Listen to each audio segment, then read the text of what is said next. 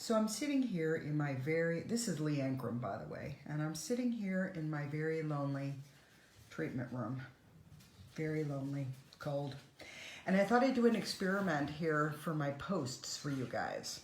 So on the screen, you're seeing the Atlas of Human Anatomy by Netter, which is my most common anatomy book, or the anatomy book I use the most, but when I'm teaching and even just to show clients. So anyway, here's my book, and this is what I thought I would do. I thought I would go ahead, reach over and open it to any page and talk about something about whatever page gets opened. So here I am, opening a page. Holy moly, we got the ribs. Look at that. So look at this. So this is a good one. Wow, couldn't have done any better myself. Okay, so here we have the vertebrae. Okay, and these are where the ribs meet the vertebrae. And notice how the rib is actually a horseshoe shape. So the ribs go and connect by ligaments and so forth, and there's lots of fascia here at the vertebrae, but at the same time the rib comes all the way around to the front.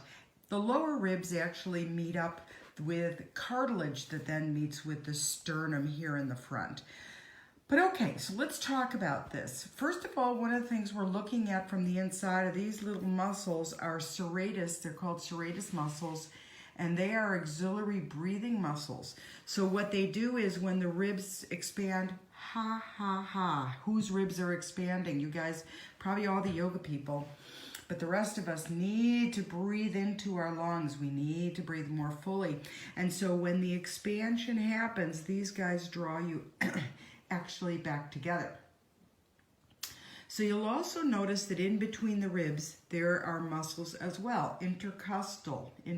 Costal is rib. So intercostal muscles. And there's 3 layers of them. And they actually, this kind of shows you an inner layer here. The outer layer is cut away, and this is the inner layer over here.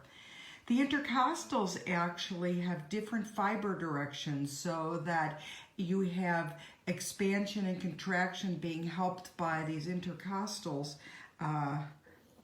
or contraction helping by these intercostals, and the different directions help the ribs really come back together. So let's talk some more about the ribs, and notice over here, which I've talked about before, right in front of where each rib meets the vertebrae, okay, right here, these little yellow blobs, these little yellow blobs are sympathetic ganglion. A ganglion, the easiest, simplest way is a ganglion is kind of a nerve center. So these are the sympathetic chain of ganglions that are right in front of each rib head. And these are related to the autonomic nervous system and the sympathetic part of it. So one of the big deals is we need to be breathing into our ribs in order for those to get massaged in the right kind of way. Isn't that great? So the other thing we have here is, look at all the musculature that's on the outside of the ribs as well. You know, obviously this is a big muscle talk today. All the musculature that is around the ribs. So what they're doing is that when you take a deep breath, some of the ribs are working to allow the sides of the ribs to expand. Let me do it with my hand, to expand out sideways and kind of rise that way. Where you have the back and the front, you have the back expanding backwards on the breath, and you have the front actually sweeping open and up a little bit. But it should be happening 3-dimensionally. So I challenge you guys to go ahead and take a deep breath slowly through your nose. Don't do a through your mouth, because that kind of breath is much more of a trauma breath when you trying to get breath in. So you want to do a slow, I'm a little allergy right now, but you want to do a slow inhale through your nose, and I want you to envision all the parts of your rib cage, up and down through the whole thing, and who's expanding? Are you expanding backwards? Are you expanding forwards? And more importantly, or because this, I say that only because most people don't, are you expanding out and up on the sides?